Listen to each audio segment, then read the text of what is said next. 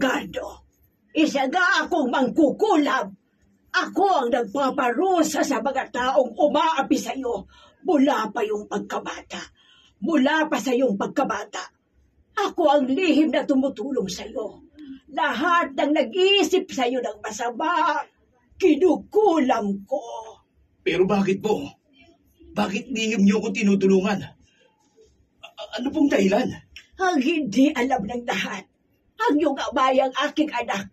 Nabuntis niya ang iyong nanay. Bago pa sila naikasalay na disgrasya ang aking anak. Kaya ang ina mo ay sobrang nalungkot. Namatay naman siya nang ipinanganak ka. Kaya ang lola mo na lang ang nagpalaki sa iyo. Lolo. Kaya ang lolo mo na lang ang nagpalaki sa iyo. Pero, bakit hindi kayo nagpakilala kaagad? Kaya pala nagtataka ako. Lahat ng tao dito ay masama ang tingin sa akin.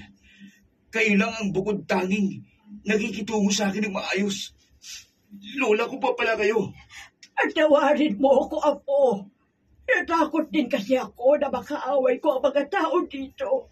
Kaya lihim na lang kitang tinutulungan sa pamamagitan ng pangungulam sa mga taong nagbabalak ng masama sa iyo. Pero masama pong ginagawa ninyo. Kayo ba ang may gawa niyon kay Aling Dolores?